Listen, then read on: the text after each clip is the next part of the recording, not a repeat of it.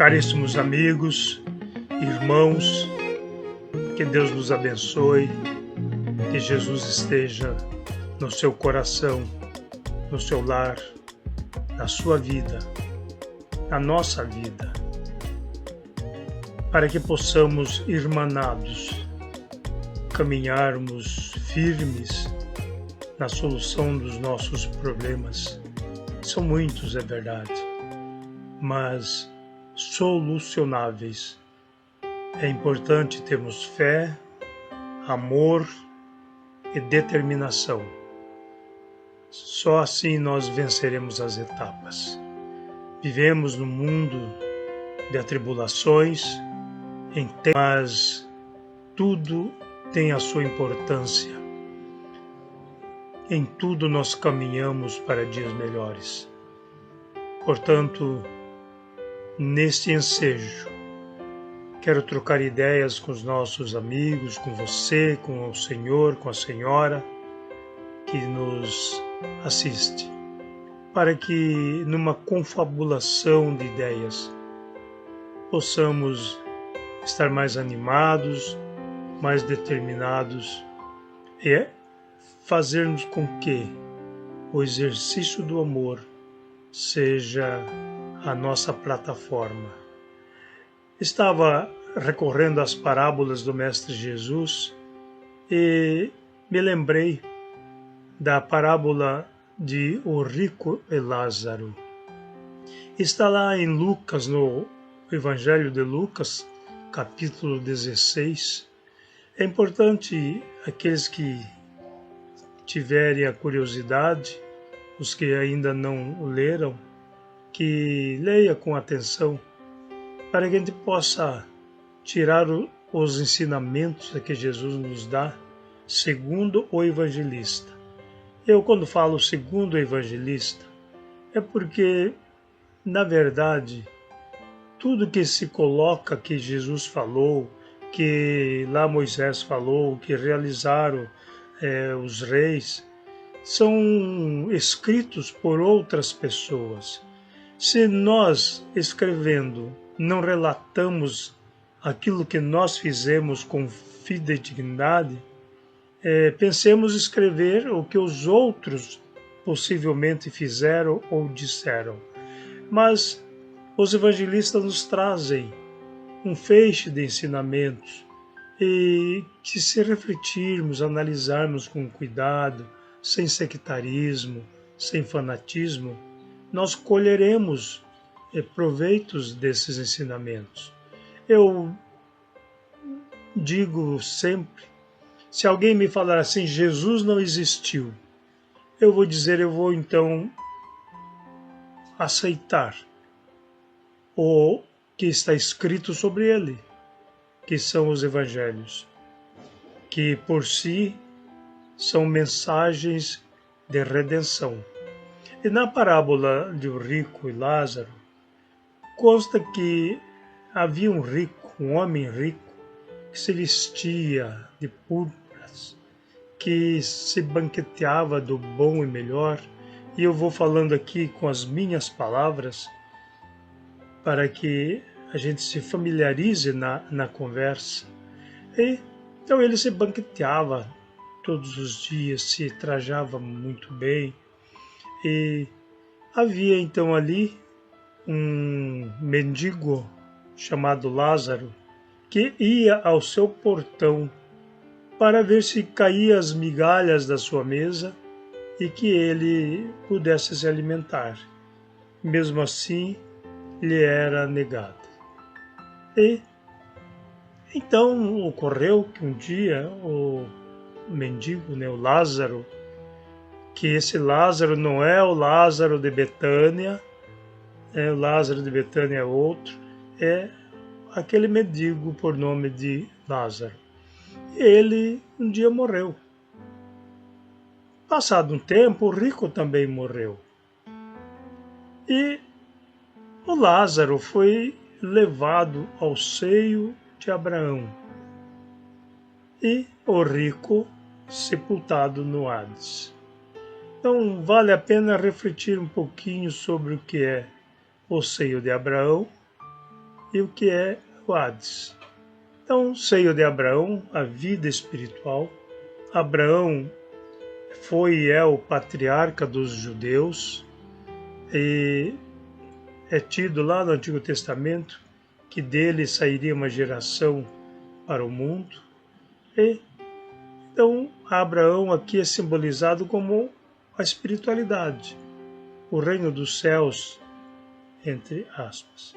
E o Hades, o sepulcro, o sepultamento, aquilo então que está abaixo da terra. É quando hoje, já na era moderna, sepulta-se em gavetas acima, quando não é cremado, mas antigamente ele havia cova e era então cidadão colocado ali. E Abraão, ali no Hades, que Hades é sinônimo de Sheol, de inferno, então ali no Hades ele olhou o reino dos céus, né, o Abraão, e viu que Lázaro estava no seu seio, que não é, na verdade, no colo, estava no seu convívio. E ele vendo Lázaro ali, ele clamou a Abraão: Pai Abraão, permita que Lázaro molhe o dedo e coloque na minha língua. Então vejamos a angústia, o sofrimento daquele cidadão que outrora se banqueteava e que negava as migalhas ao Lázaro. E o pai Abraão, né, o Abraão, lhe diz: isto não é possível. Entre nós há um grande abismo. Os que estão aí não vêm para cá e os que estão aqui não vão para lá.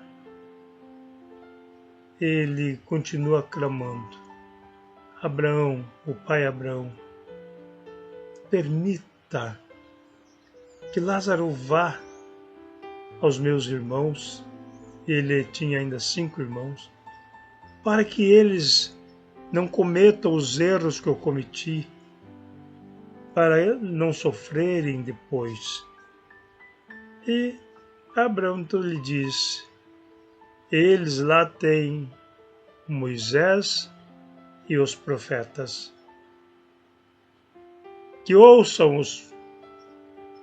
E o rico em angústia lhe diz: não, se for alguém daqui para se comunicar com eles, eles acreditarão. Então vejamos essa observação de forma sucinta, uma narrativa bem simples, mas que creio que dê para a gente entender a diferença entre aqueles que na terra servem ao Deus da riqueza e aqueles que na terra sofrem com resignação. Eu quero repetir: aqueles que sofrem com resignação, porque não basta ser pobre para ir ao céu. Não precisa ser rico para ir ao inferno. Porque céu e inferno é um estado de espírito. Aquele que tem fortuna, mas que entende que esta fortuna não é sua definitivamente, que ele é tão somente usufrutuário daquilo que ostenta, e coloca essa fortuna a bem coletivo, este estará prestando um serviço de benemerência útil aos seus irmãos, às pessoas. Aquele que é pobre, que não teve a oportunidade da bonança, mas que é rico em egoísmo, em orgulho, em ganância, em inveja, que odeia o rico por ser rico, este não pode estar no seio de Abraão, porque esse seio de Abraão emblemático é onde há paz, onde há amor, onde não há inveja, não há orgulho, não há vaidade, é onde há a humildade, a simplicidade. Então vejamos o que Jesus quis nos ensinar, para que enquanto estejamos na terra, façamos da terra os degraus para alcançarmos patamares mais altos, amando, servindo, vendo o nosso irmão como nosso irmão e não como uma raça inferior, entendendo que aqueles que hoje passam pela provação da pobreza estão revendo o passado e estão se projetando ao futuro. Que não façamos discriminações, que olhemos sempre na horizontal, nem a humilhação aos doutores e nem o orgulho aos simples, aos que não tiveram a oportunidade da escolaridade. Que a tudo vejamos com simplicidade, com amor. Aí dizem, mas não existe a comunicação dos espíritos. O que aconteceu entre Lázaro, ou melhor dizendo, entre o rico e Abraão? O rico estava morto. Quem falava em seu lugar? Não era ele mesmo? O Evangelho nos fala que ele clamava a Abraão. Do outro lado, Abraão respondia. Também era morto. Então os espíritos se comunicam, sim. Ah, mas ele clamou que Abraão mandasse Lázaro falar com os seus irmãos e Abraão disse que não adiantava. Abraão não disse que era impossível. Ele disse, eles não vão ouvi-lo. Não ouvem até os dias atuais. Quando alguém chega a determinados líderes religiosos e dizem, eu estou vendo vultos, vendo pessoas, ouvindo vozes, qual é a resposta? É o demônio. Satanás está na sua vida. Ainda não creem. Ainda transformam muitas vezes os adeptos da sua igreja, já desencarnado, em demônio. Podemos refletir, podemos pensar. O que acontece então? Jesus nos fala na parábola que nós que temos aqui os conhecimentos, pelo menos temos a possibilidade da informação, que busquemos exercitar, colocando em prática o amor. Nós temos todas as possibilidades, consultarmos as Escrituras, sobretudo o Novo Testamento, mas também o Antigo Testamento nos traz excelentes ensinamentos sobre o amor. Lendo os Salmos, os Provérbios, os Profetas, nós vamos ter conhecimentos profundos, sabendo distinguir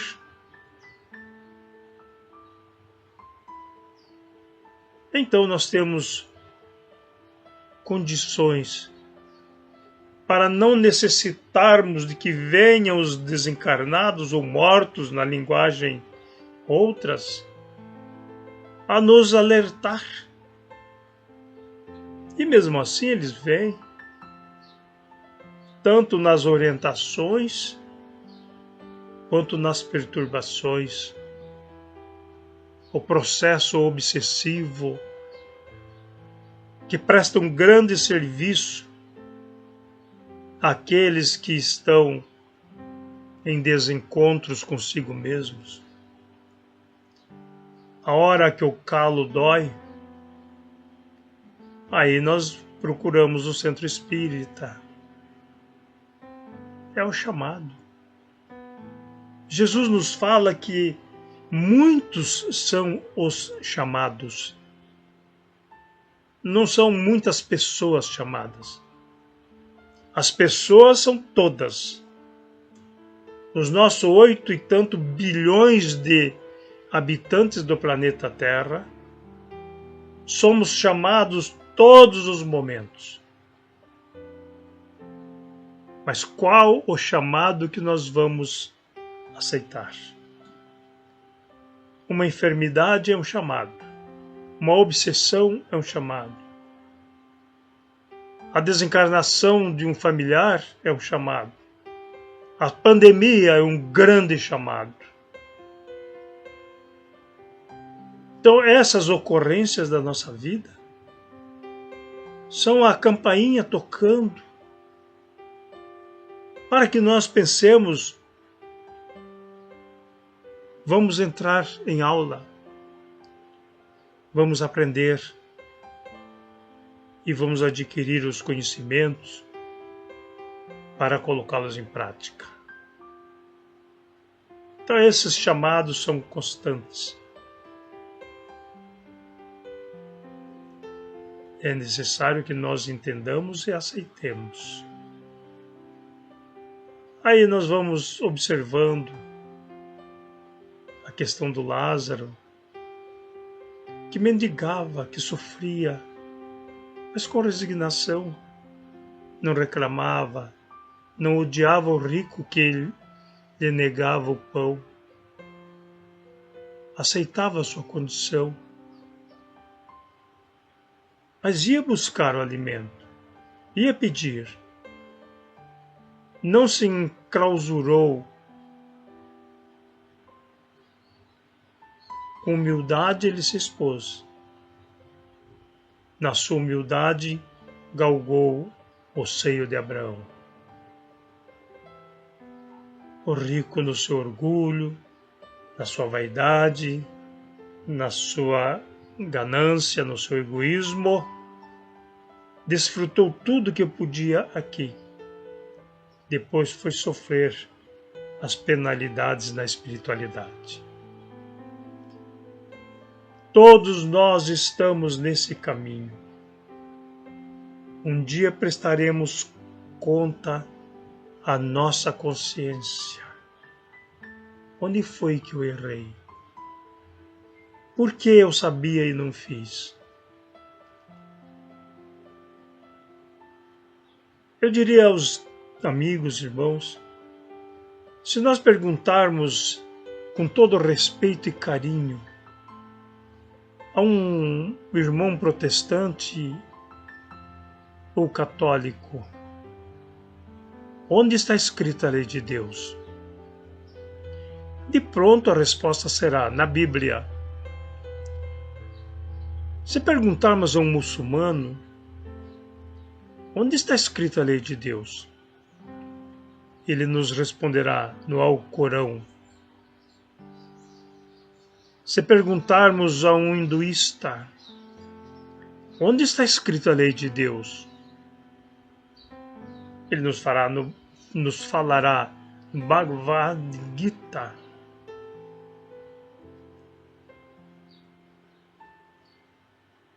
Se perguntarmos a um espírita, onde está escrita a lei de Deus?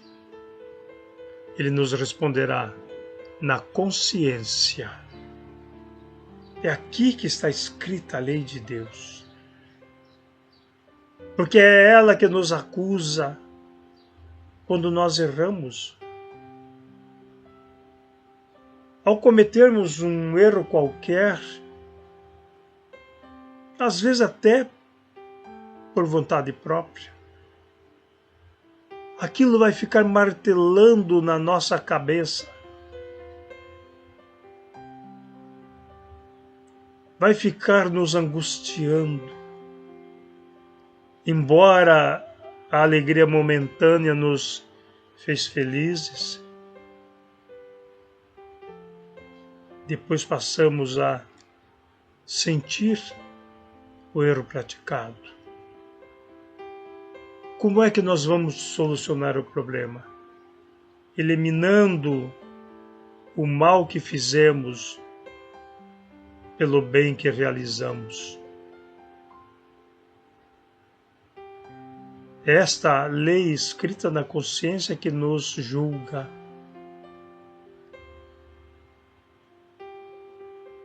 Eu sei que o que eu estou falando agora para você, para o senhor, para a senhora, primeiramente a mim mesmo, é real. Nós estamos no mundo de expiações e provas, cometemos erros, mas temos a consciência. E é através dela, mudando os nossos feitos, é que nós vamos solucionar, superar os problemas que carregamos. Queridos amigos, irmãos, de todas as religiões, é o momento de união, é o momento de promovermos a paz, não a paz dos homens, mas a paz de Deus que Jesus nos veio trazer, sem sectarismo, sem fanatismo, sem sectarismo, quero repetir, mas com amor. Amor no coração, para que reconheçamos no nosso próximo o nosso verdadeiro irmão. Muita paz. Que Deus nos abençoe. Que Jesus, o nosso Mestre, nos ampare. Muita paz.